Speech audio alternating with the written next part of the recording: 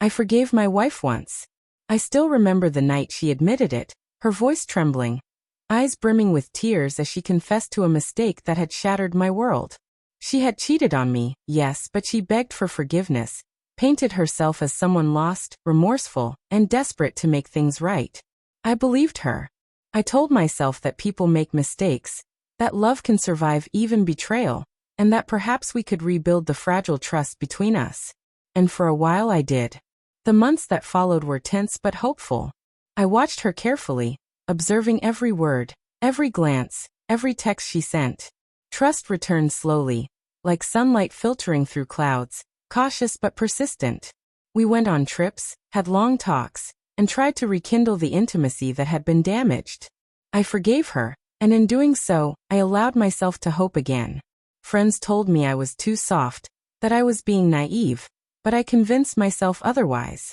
I wanted to believe in the woman I married, the woman I had once loved with every fiber of my being. Then it happened. The second time. And this time, everything changed.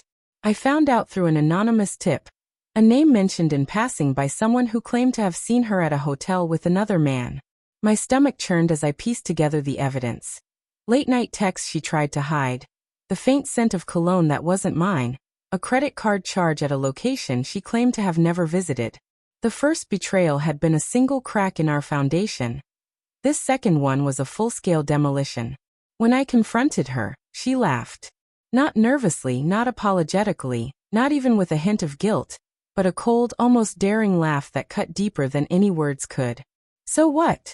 she said, as if her infidelity were trivial, inconsequential.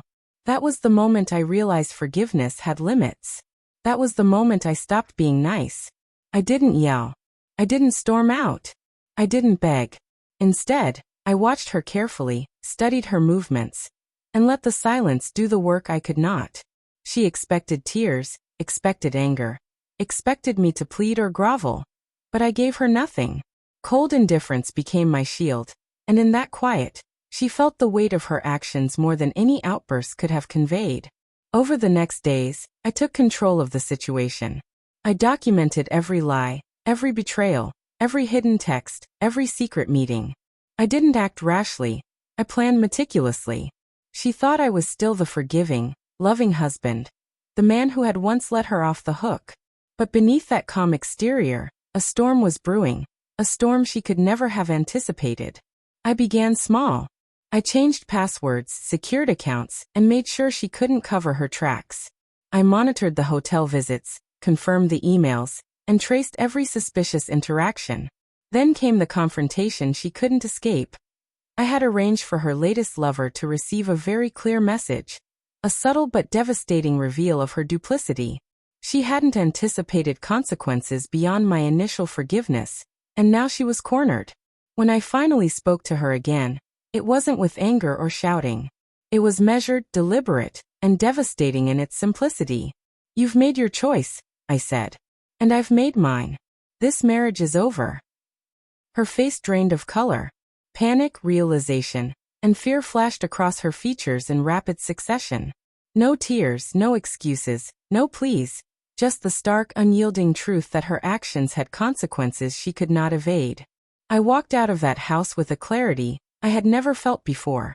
The weight of betrayal was heavy, but the weight of forgiveness misused was heavier. I didn't look back because there was nothing left to salvage, nothing left to save. The woman I once loved was gone, replaced by someone incapable of trust, loyalty, or respect. And in that loss, I found something I hadn't felt in months: freedom. The aftermath was not easy. Friends and family asked questions, tried to intervene, tried to mediate, but I had learned my lesson twice over. Forgiveness is powerful, yes, but only when met with genuine remorse.